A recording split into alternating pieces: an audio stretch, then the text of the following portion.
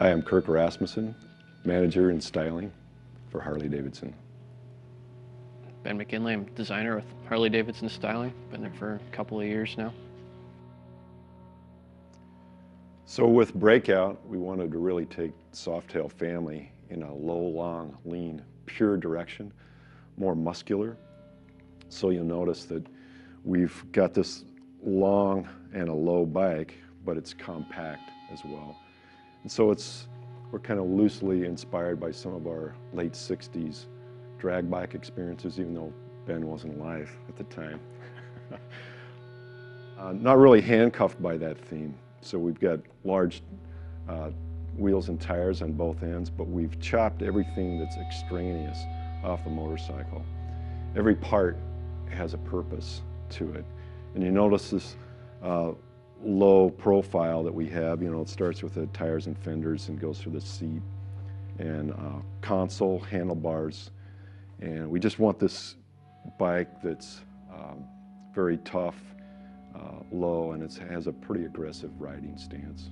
Yeah, so if you look at the bike, it's really all about kind of the wheels and the tires and the engine and kind of the stance and how that all kind of pulls it together. So it's everything that's not engines or wheels are really important for making it go is kind of pulled into the center or kind of dipped in sort of a gloss black to make it disappear a little bit. And like low bars, low console, everything's sort of, and it's really minimized so your eye's looking in the right place, which is sort of the hardware that makes it go. So a really important part of Breakout was to really give it this sort of tough, muscular, sort of slammed stance. And so you can see it's got really wide, beefy tires, both front and back, but the rear is, it's really where the emphasis is. It's a 240 millimeter tire, and it's really kind of gives it that stance. So Kirk and I both really like kind of low slammed handlebars and keeping this area as sort of as minimal as possible, but even aside from the look, it's almost more about how you feel on the bike when you're really kind of leaned into the wind, and it's a really kind of an aggressive riding position, but we kept it, at least we kept it pretty comfortable too. So it's, I mean, it might look like a bike that you'd want to take from bar to bar or run a couple of errands or something like that, but it's, I mean, it's something you could take out to Sturgis or could ride it down to Daytona and still be totally comfortable. So our gasser style wheel is also somewhat inspired by some of our mid last century racing experiences. We call it a gasser wheel because it has these alternating spokes, and we highlight each alternating spoke so it kind of looks like there's 5 spokes on each side when it's really a 10-spoke wheel. But it's a fairly lightweight wheel, and it makes our bike a little more dynamic. I kind of want to drop a name on this, and that one of our great engineers on the team, John Lansky, worked on a lot of the gloss black parts and gave him some real headaches because of the design and testing process that we had to go through to make those valid.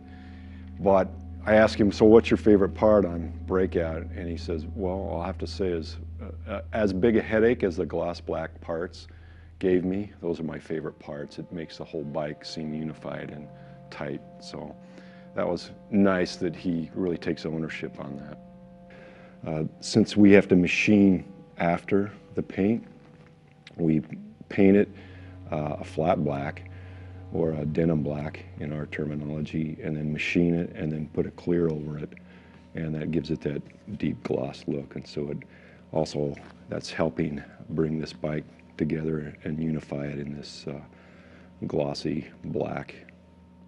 So for the graphics, we wanted to do something that was really understated but still premium and gave the bike some speed. So Lance Dobersek in our studio came up with this concept where you see this the spear running from front to back through the really kind of tough and gnarly medallion, but just gives the bike some premium detail without being too over the top.